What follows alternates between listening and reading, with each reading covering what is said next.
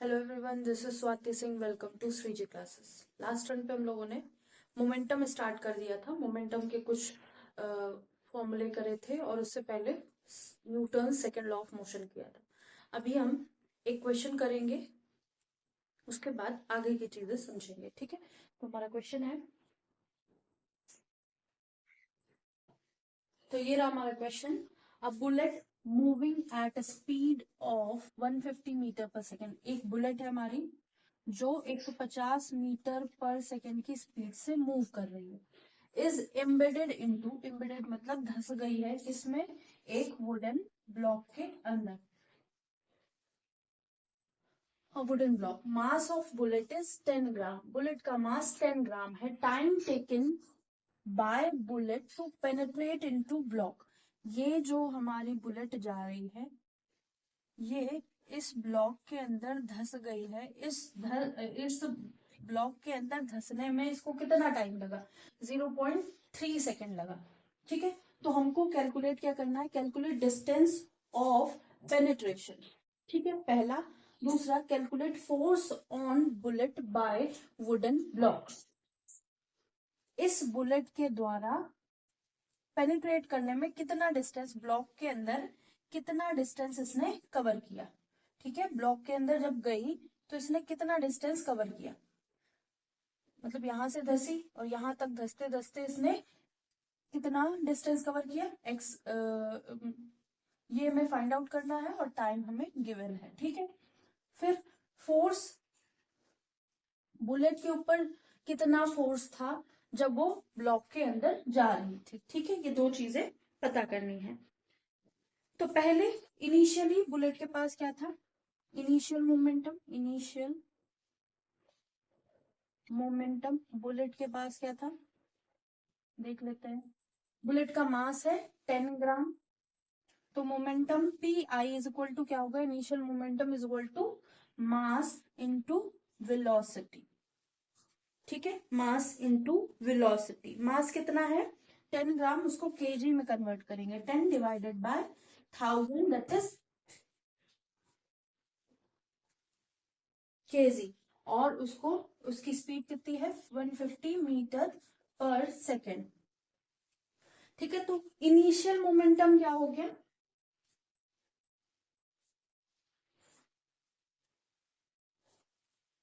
ये 3 टाइम्स, ये 2 टाइम्स, तो 1.5 kg मीटर पर सेकेंड, ये हो गया मोमेंटम। ठीक है, ये हो गया हमारा मोमेंटम। अब फाइनल मोमेंटम क्या होगा? फाइनल मोमेंटम मतलब फाइनल, हमारी जो फाइनली जो बुलेट है वो ब्लॉक के अंदर धस गई है, तो फाइनल मोमेंटम क्या होगा? P F. अब पी एफ में हमें वुडन ब्लॉक का कोई मास दे नहीं रखा, अगर गिवन भी होता तो भी हमारा फाइनल मोमेंटम क्या हो जाता है? M of bullet plus m of block, m of block into velocity. ठीक है, तो वेलोसिटी क्या है हमारी? 0 हो जा रही है, तो ओवरऑल फाइनल मोमेंटम हमारा 0 हो जा रहा है। ठीक है,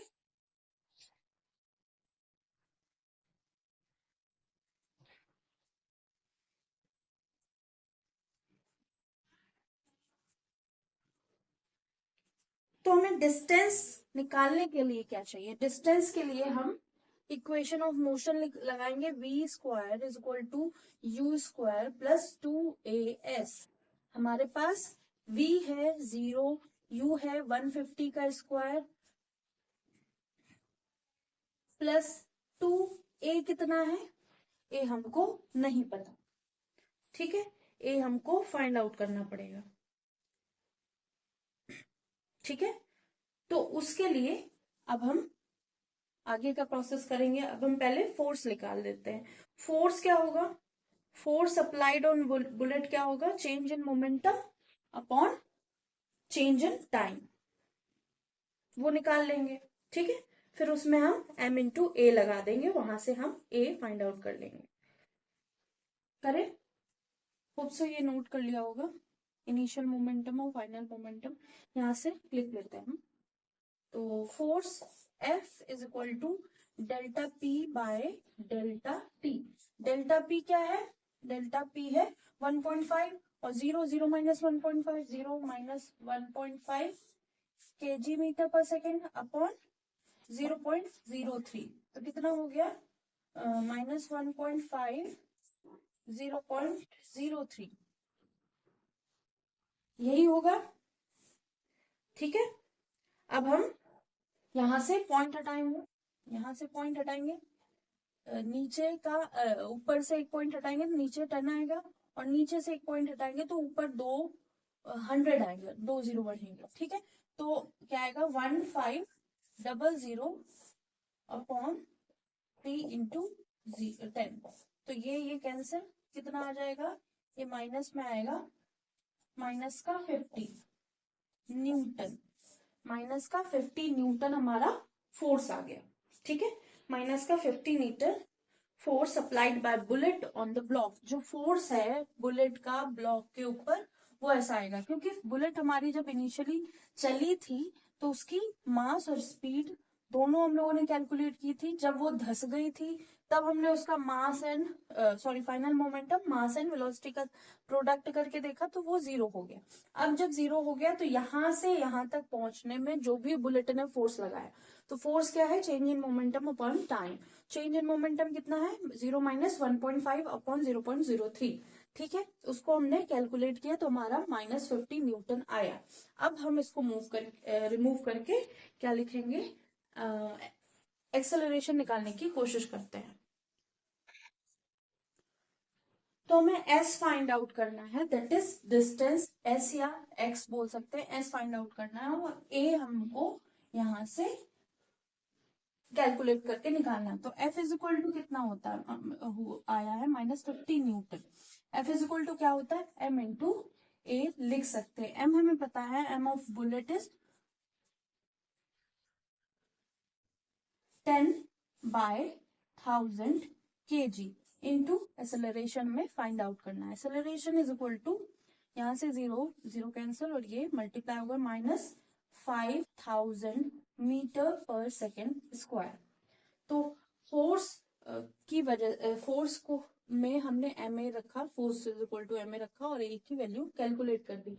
अब इसके बाद हम लोग ये वाला फॉर्मूला, ये सेकेंड वाला पार्ट तो हो गया। फर्स्ट वाले पार्ट के लिए v square is equal to u square plus 2as 150, ये तो 0 हो गया, 150 का स्क्वायर प्लस 2 इंटू माइनस का 5000 इंटू s।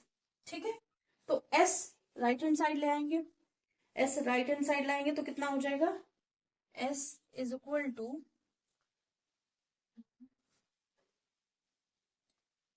150 इंटू 150 अपॉन 10, 1 2 3 4, ये होगा, यही होगा। ठीक है, माइनस का साइन प्लस में हो जाएगा, क्योंकि हम इसको इधर लाएंगे, इसको इधर लाएंगे तो ये भी माइनस का होगा जाएगा, माइनस माइनस कैंसिल हो जाएगा, फिर हम दोनों साइड कैलकुलेट कर लेंगे। ठीक है, 2 0 कट गए हमारे, 5 3 जा 5, 5 3 जा 5 4 जा, ये हो गया 9/4 मीटर, 9/4 मीटर या फिर 2.25 मीटर डिफरेंस। ठीक है, तो ये हमारा क्वेश्चन हो गया एक।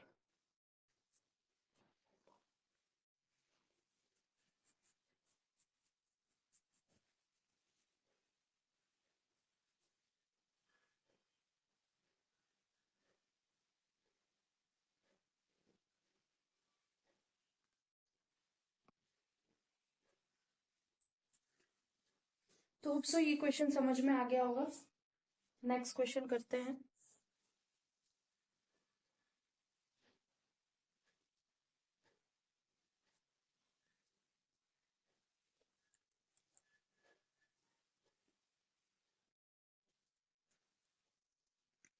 तो कभी कभी ये क्वेश्चन आता है कि एक ट्रक है, तीन तरह के इसमें क्वेश्चन पूछे जा सकते हैं। पहला है, एक ट्रक है मूव ऑफ इसका जो वॉल्यूम है टैंकर का, इसका वॉल्यूम है 2/3 है, ठीक है, इसका वॉल्यूम का 2/3 है, ठीक है। ये एक कांस्टेंट स्पीड से मूव कर रहा है,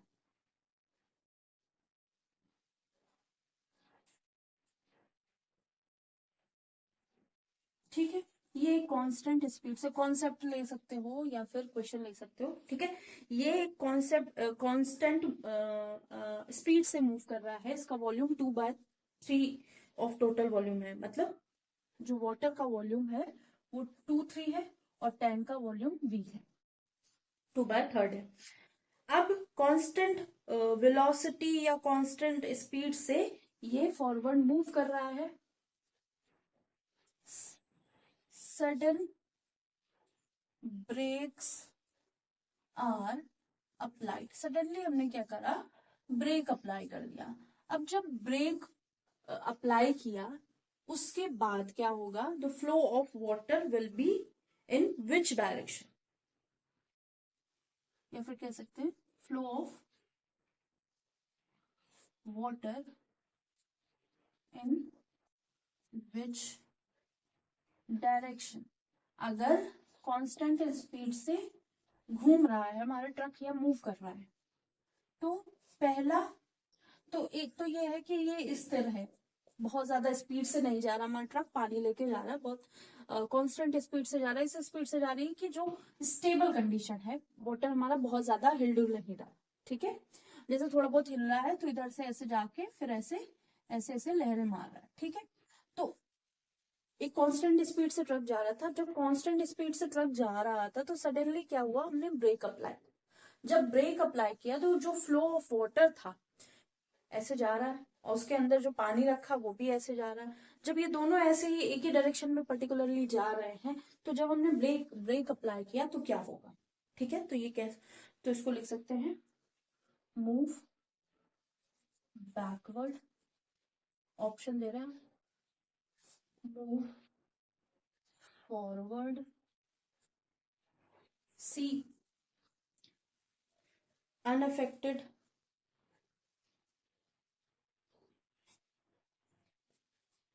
डी राइज अपवर्ड, ठीक।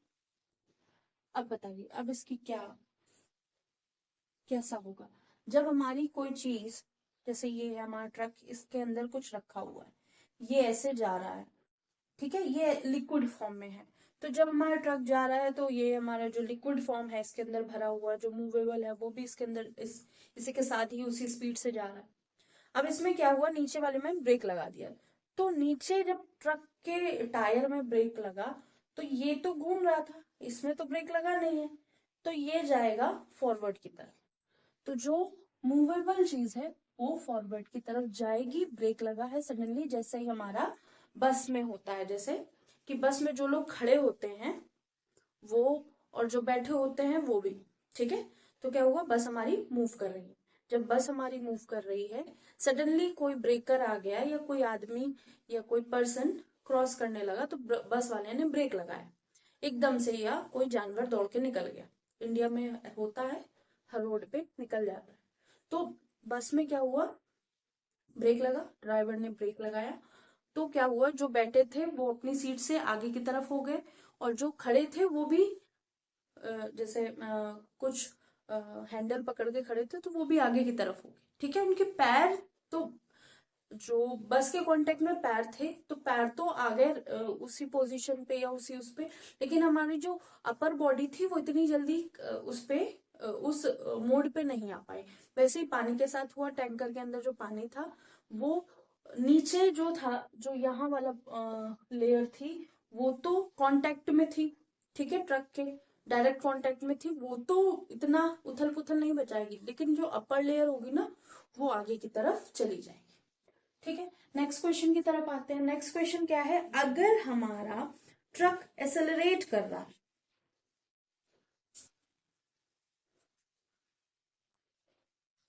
ट्रक एक्सेलरेट,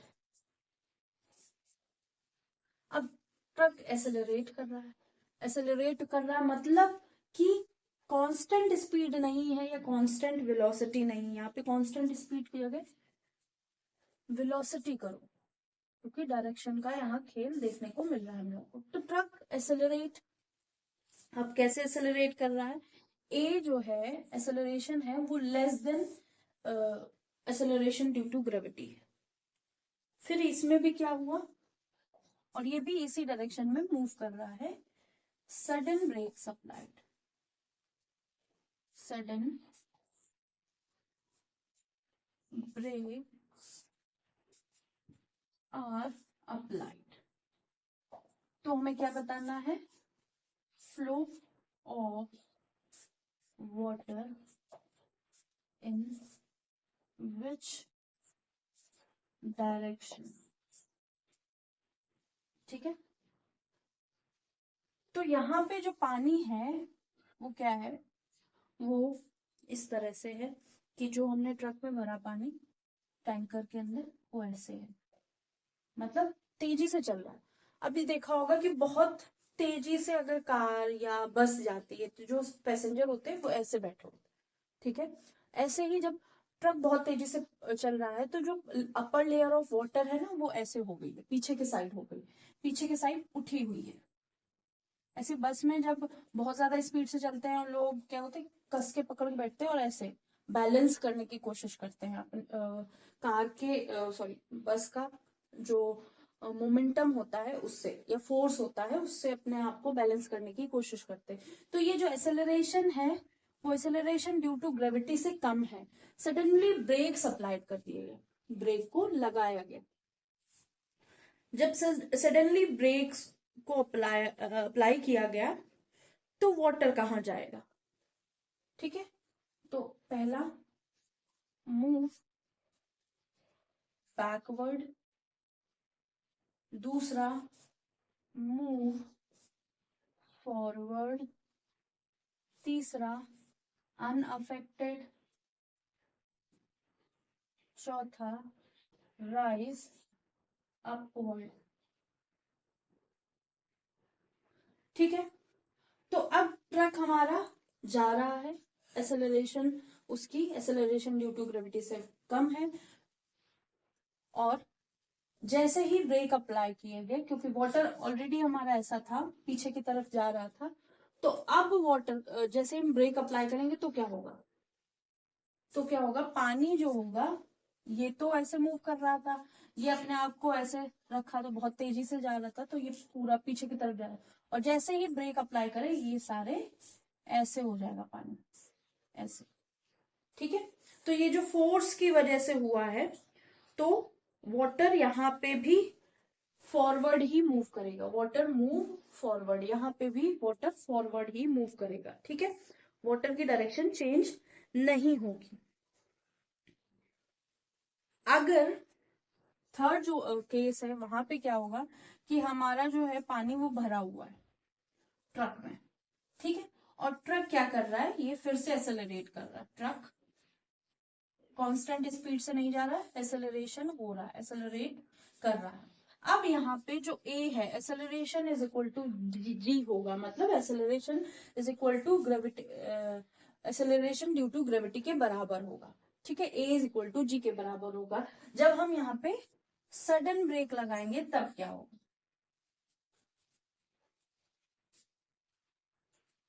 तो ऑप्शन वही है, फ्लो ऑफ वाटर का क्या होगा, फॉरवर्ड जाएगा, बैकवर्ड जाएगा, अनअफेक्टेड रहेगा या अपराइज हो जाएगा, मतलब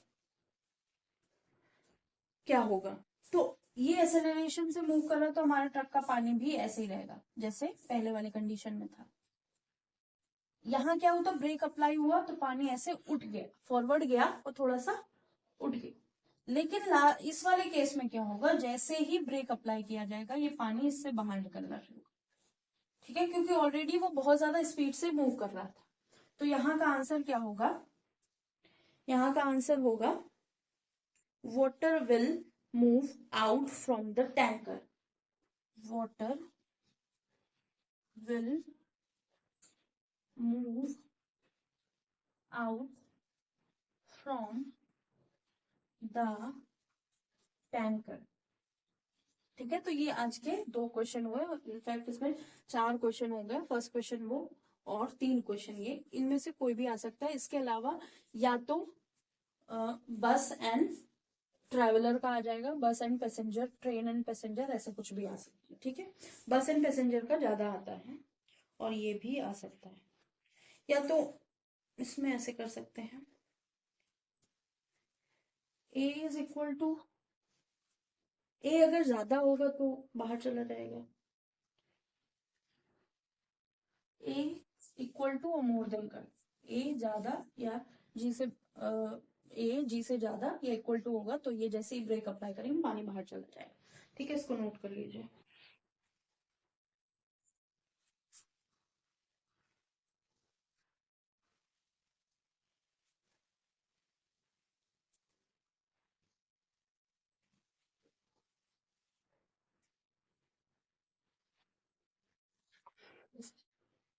नेक्स्ट करेंगे third law of motion, Newton's third law of motion. अब न्यूटन का जो थर्ड लॉ था वो थोड़ा सा कंफ्यूजिंग इसलिए हो जाता है क्योंकि कभी कभी चीजें थोड़ा सा चेंज करके पूछ लेते हैं, बाकी इस लॉ में कुछ है नहीं। ठीक है, फॉर एवरी एक्शन, प्रत्येक एक्शन के लिए, फॉर एवरी एक्शन, प्रत्येक एक्शन के लिए equal and opposite reaction, there is equal and opposite reaction, there is equal and opposite reaction.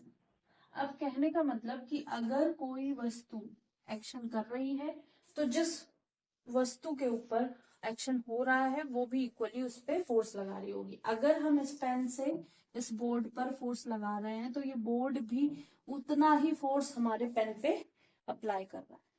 ठीक है, या फिर कहना कि मैं इस बोर्ड को धक्का दे रही हूं तो ये बोर्ड भी उतनी ही पावर से या कह सकते हैं उतने ही फोर्स से हमारे ऊपर एक्ट कर रहा है। ठीक है, तो यहां लिख सकते हैं action is equal to reaction, जितना ही एक्शन का फोर्स होगा उतना ही रिएक्शन का फोर्स होगा। अब एक्शन और reaction acts on different body, action जो हो रहा होगा action and reaction acts on different body. इसका मतलब क्या हुआ, इसका मतलब ये हुआ कि अगर मैंने आपको धक्का दिया तो आपने क्या किया, रेसिस्ट किया, उस धक्के को मतलब सहने की कोशिश करी। जब धक्का दिया तो जितना फोर्स मैंने दिया वो पहला एक्शन हुआ, और आप गिरे नहीं या फिर गिरे भी तो फिर आपने रेसिस्ट करने की कोशिश करी तो आपने इक्वल एंड अपोजिट रिएक्शन लगाने की कोशिश करी। तो जो एक्शन था वो आपके ऊपर लग रहा है और जो रिएक्शन है वो आप मेरे ऊपर लगा रहे हैं कि आप रेसिस्ट कर रहे हैं गिरने से। या फिर कह सकते हैं हमने बोर्ड को धक्का दिया, जब बोर्ड को धक्का दिया तो बोर्ड मेरे ऊपर रिएक्शन कर रहा है, तो मैंने एक्शन किया तो मेरा जो एक्शन का डायरेक्शन है वो कहाँ है, बोर्ड के ऊपर है, और बोर्ड का जो रिएक्शन का डायरेक्शन है वो मेरे हैंड के ऊपर है। तो जो एक्शन और रिएक्शन है दोनों डिफरेंट बॉडी पे लगते हैं and in different direction, acts on different body and in different direction. ठीक है, ये बस इतना समझना जरूरी था। Action, there is for every action there is equal and opposite reaction, जितना एक्शन होगा उतना ही रिएक्शन होगा। ठीक है,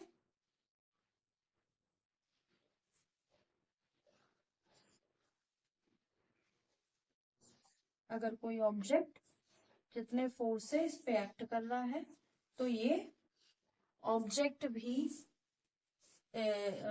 अगर कोई ऑब्जेक्ट वॉल पे फोर्स लगा रहा है, ठीक है, तो ये वॉल भी उतने ही फोर्स से ऑब्जेक्ट पे रिएक्ट कर रहा होगा। तो ये हमारा एक्शन और ये है हमारा रिएक्शन। ठीक है,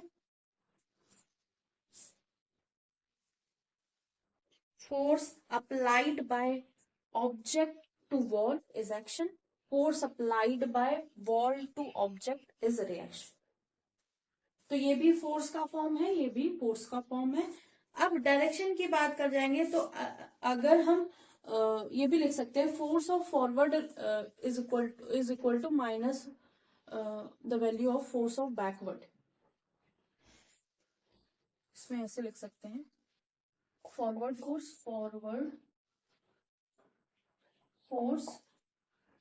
फोर्स क्या होगा हमारा, एक्शन होगा, is equal to negative of backward force equal होगा लेकिन डायरेक्शन चेंज होगा, तो इसको ऐसे भी लिख सकते। ठीक है,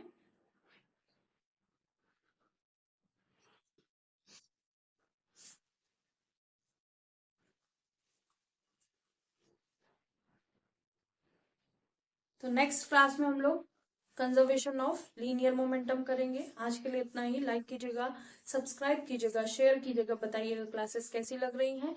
Newton's third law of motion के जो न्यूमेरिकल है वो नेक्स्ट क्लास में करेंगे, उसके बाद लीनियर मोमेंटम स्टार्ट करेंगे। आज के लिए इतना ही। Thank you.